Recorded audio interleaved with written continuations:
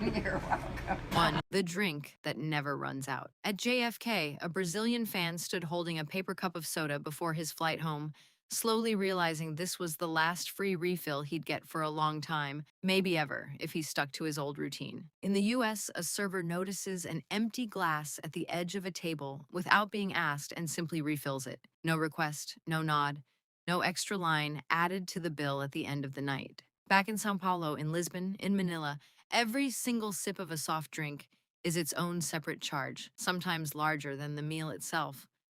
Fans who arrived as early as the group stage say that by the third week, they'd genuinely stopped thinking of a drink as something with a limit. One fan described going home and asking a waiter for just one more out of pure habit, forgetting entirely that the rules had changed the second his plane landed. 2.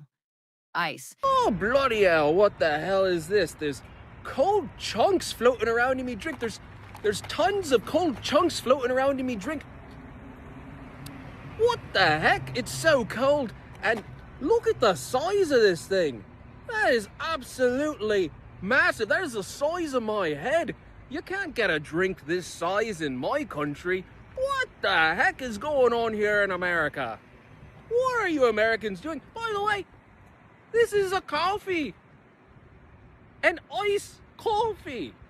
In quantities nobody actually asked for. Somewhere between the group stage and the final, the running joke about America's ice obsession quietly stopped being a joke and turned into something fans genuinely started to admire. A glass of water anywhere, a gas station, a roadside diner, a stadium concession stand at halftime, arrives packed to the rim with ice, sometimes more ice than water. Several travelers admitted they caught themselves photographing a cup of ice cubes right before boarding their flight home, the same instinctive way you'd photograph a skyline or a sunset. It sounds small until you realize how many of them did it independently in different airports without ever comparing notes. Would you have done the same thing? Be honest with yourself for a second, then tell me in the comments. 3. Indoor winter. Is it supposed to be that cold? Dude, I'm freezing. Seems fine. Like 60 Fahrenheit. Wait, 60. Outdoor summer.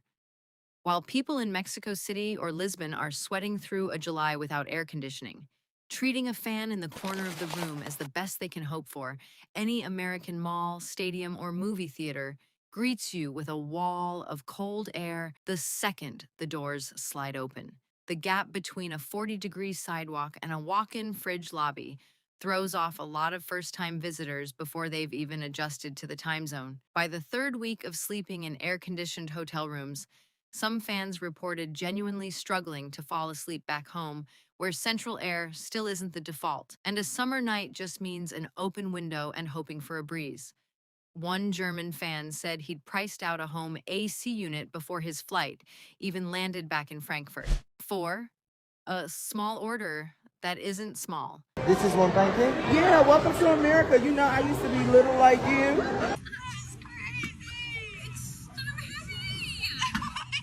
This is pizza. Damn. It's ground beef. Look at and I got big hands, L-sized. A small fries at an American fast food counter regularly outsizes a standard adult portion in most of Europe, and a regular soda could double as a small bucket. A group of Mexican fans traveling together said they started splitting a single small meal between 2 people by the second week, not because they couldn't afford more, but because a full order was simply too much food for one person to reasonably finish in a sitting. This one lands differently depending on who you ask. For some travelers, it's a pleasant surprise they lean into for 3 straight weeks, ordering bigger every time just because they can. For others, it quietly becomes the new baseline, the thing their stomach now expects, whether they meant for that to happen or not. And that's the part that actually follows them home. If you'd spent 3 weeks eating Texas barbecue portions the size of a dinner plate, how long do you think it would take your body to readjust to a normal-sized plate again? A day? A week? Longer? Drop your honest guess in the comments. 5. A pharmacy aisle that changes your whole idea of affordable. Cioè, you're telling me that this is a pharmacy? Yes, Where's the medicine? right there, in the back. I get distracted. Now I want to buy everything. Don't you have this in Italy? In Italy, Eh. no. In Italy, pharmacy is pharmacy. That's it. What do you mean? There's only the spot with their time that you go and buy. But this is a supermarket, bro. Look at this truck. I wanna buy. This is a good present for my nephew. Bro. Cioè, there's so many things. And look for my mom. For your mom? Yeah. Fans stepping into an American pharmacy for the first time often stop cold in front of the pain relief aisle. A 200-count bottle of ibuprofen costs less than a 10-pill box does back home. Sitting there in plain view, no counter, no pharmacist to ask. Melatonin, which requires a prescription in a number of countries, and a small conversation with a doctor to get, sits on an open shelf here next to the gum and mints at checkout, priced like candy. A French fan said she bought enough melatonin and vitamins in one CVS run to last her family the rest of the year. And it still cost less than a single doctor's visit would have back in Paris. For a lot of visitors, this aisle is the exact moment the trip stops feeling like tourism and starts feeling like a genuine comparison of two different ways of living. If this kind of side-by-side comparison is the sort of thing you enjoy, this is a good moment to hit like, the next few points are the ones people end up talking about the most once they get home. 6. Strangers who don't hold back. Across social media, fans have been sharing stories of being handed a free beer at a bar for no clear reason, given a souvenir on the street by someone who just liked their team's shirt, or invited to an actual backyard barbecue mostly because their accent made for good conversation over the fence. One Argentinian fan described a neighbor in Kansas City inviting his entire group inside for dinner after a 5-minute conversation about the match earlier that day. A Nigerian fan said a stranger at a gas station in Ohio drove 20 minutes out of his way just to show them where the stadium entrance actually was, then wished them luck and left without giving a name. Compared to the more reserved, more guarded default in a lot of European and Asian cities, where a conversation with a stranger rarely goes past a nod, this openness lands as something closer to a jolt. Pleasant in the moment, but genuinely hard to unfeel once you're back to shorter, quieter small talk with people who've lived next door to you for years. 7.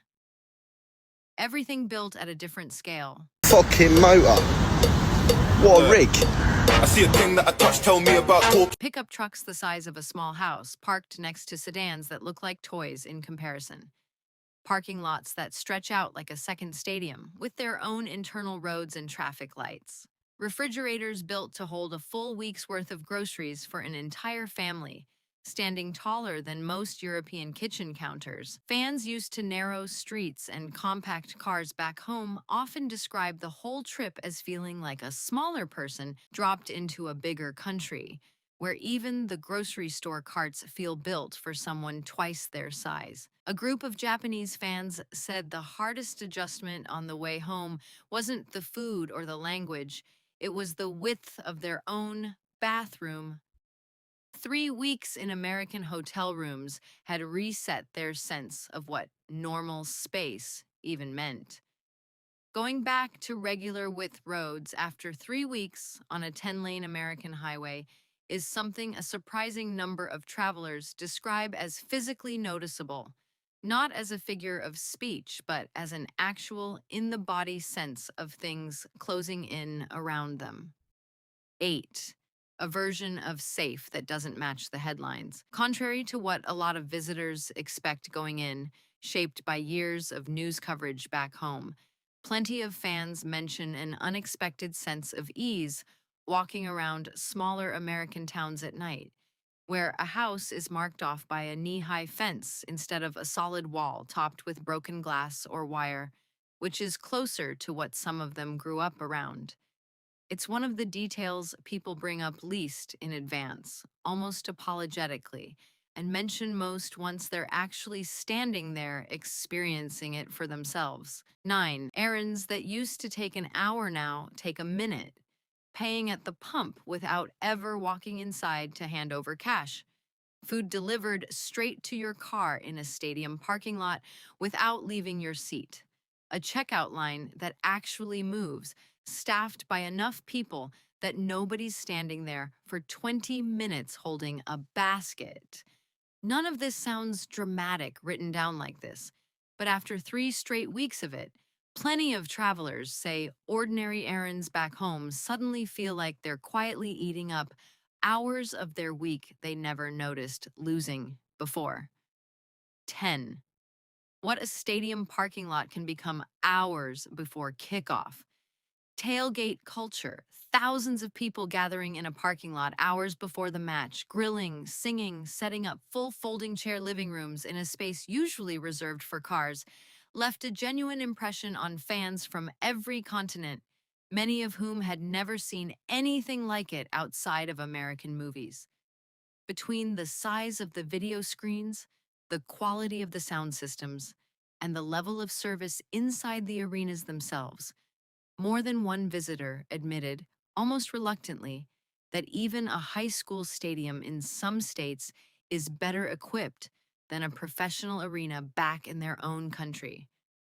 That's the real story behind the final whistle on July 19th. Not just who wins, but how many people fly home a little different than they arrived. So tell me, of these 10, which one would be hardest for you to give up? Comment below, like this if you want the next one, and subscribe so you don't miss it.